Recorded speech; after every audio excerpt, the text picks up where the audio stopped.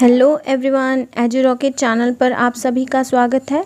ये DSSB special psychology की एक सुपर MCQ के नाम से सीरीज स्टार्ट की गई है, जिसमें PRT, TGT और PGT लेवल के साइको के क्वेश्चन और चाइल्ड पेडागोजी के क्वेश्चन होंगे।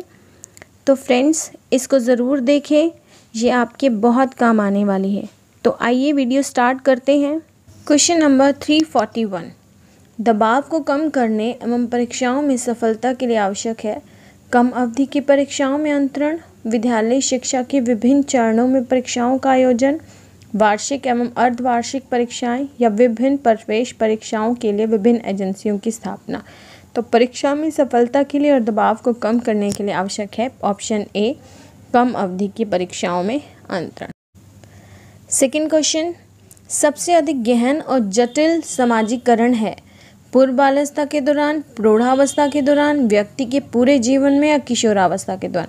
सबसे अधिक गहन और जटिल जो हमारा सोशलाइजेशन यानी समाजीकरण होता है वो होता है किशोरावस्था के दौरान यानी एडल्टहुड में। 343, पियाजे के अनुसार विकास की पहली अवस्था जो कि जन्म से लेकर 2 वर्ष की आयु के दौरान होती है, बच्चा किससे सीखता है? अमूर्त तरीके से चिंतन द्वारा, भाषा के नए अर्जित ज्ञान के अनुप्रयोग द्वारा, इंद्रियों के प्रयोग द्वारा, निष्क्रिय शब्दों को समझना।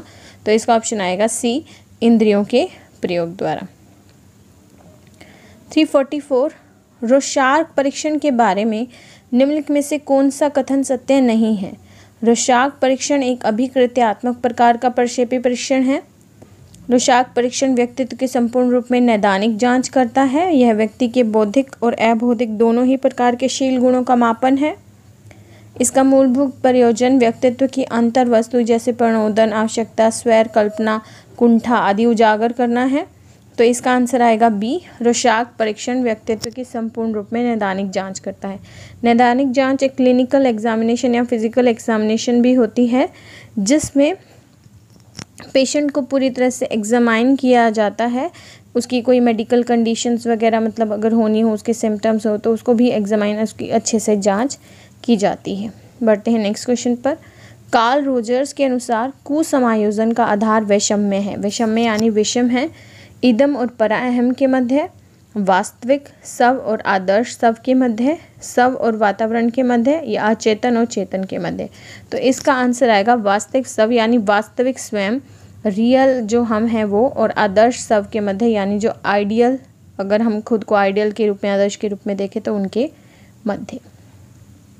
नेक्स्ट, व्यक्तित्व के प्रारूप सिद्धांतों की सबसे पृथक कार्य विशिष्ट क्या है?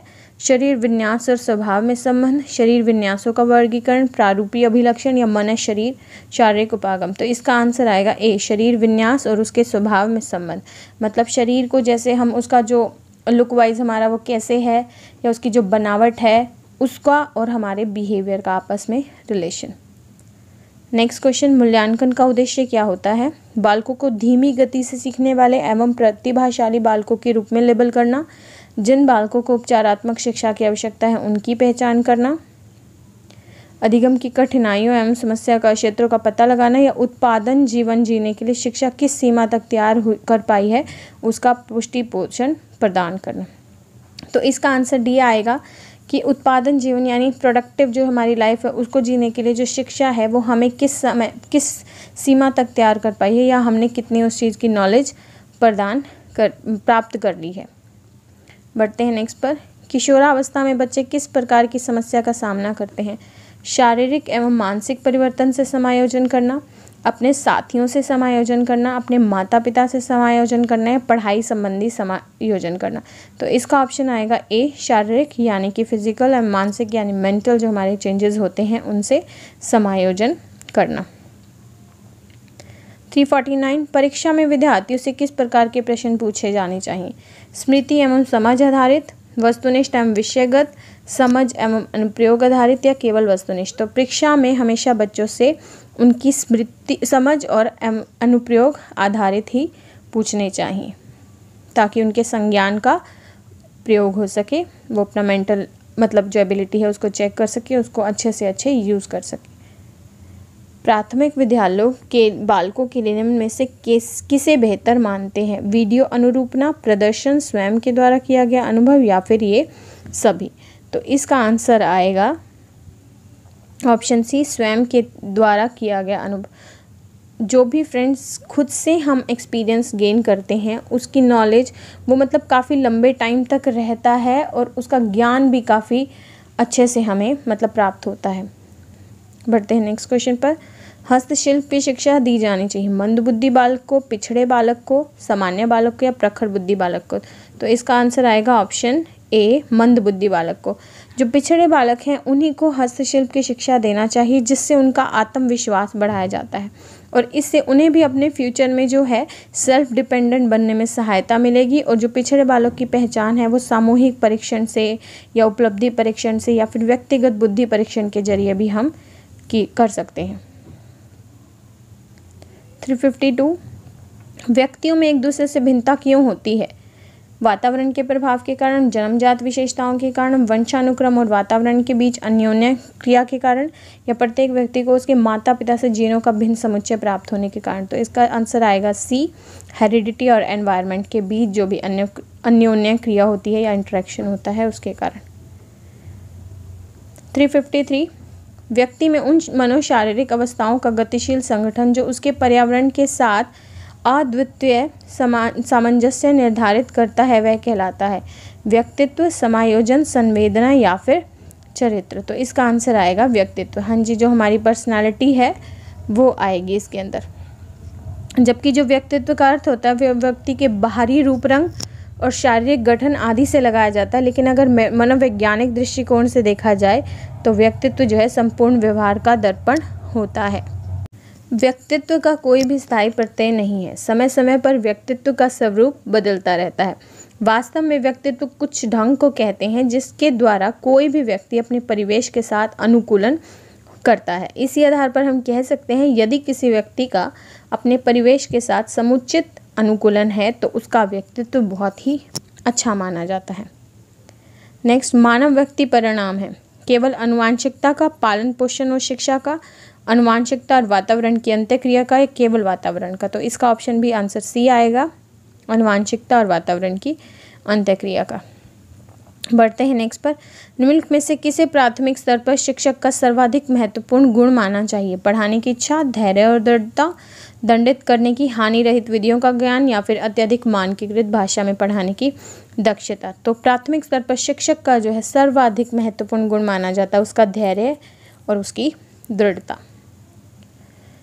नेक्स्ट क्वेश्चन, बच्चे की जिज्ञासा शांत करनी चाहिए जब शिक्षक फुर्सत में हो, जब विद्यार्थी फुर्सत में हो, कुछ समय के पश्चात या तत्काल जब विद्यार्थी द्वारा जिज्ञासा की गई हो। हाँ जी, बच्चे की क्यूरियोसिटी जो है वो उसी समय शांत करनी चाहिए जब वो अराउज होती है। नेक्स्ट, बच्चों में नैतिकता की स्थापना के लिए सर्वोत्तम मार्ग कौन सा है? धार्मिक पुस्तकें पढ़ाना, शिक्षक का आदर्श रूप में व्यवहार करना, उनका मूल्य शिक्षा पर मूल्यांकन करना है कोई नहीं। तो इसका ऑप्शन आएगा ऑप्शन बी, शिक्षक का आदर्श रूप में व्यवहार करना। हाँ जी फ्रेंड्स, जो स्टूडेंट अपने टीचर को भी अच्छे गुणों को मतलब अपने अंदर ढालते हुए देखेगा उसको भी उसी पाथ पर चलने का मन करेगा और वो उन्हीं को ही फॉलो करेगा। और इससे बेटर ऑप्शन कुछ भी नहीं हो सकता अगर हम एक स्टूडेंट को आदर्श रूप में व्यवहार करने के लिए प्रेरित करना चाहते हैं तो। नेक्स्ट, विकास के परिप्रेक्ष्य में समय के साथ होने वाले परिवर्तनों में निम्न में से क्या शामिल है? रूप, दर, अनुक्रम या ये सभी? देखिए, तो विकास में ये तीनों ही शामिल होंगे, उसका रूप भी, उसकी दर भी कि किस दर से बढ़ रहा है और उसका अनुक्रम भी। तो option D is the right one.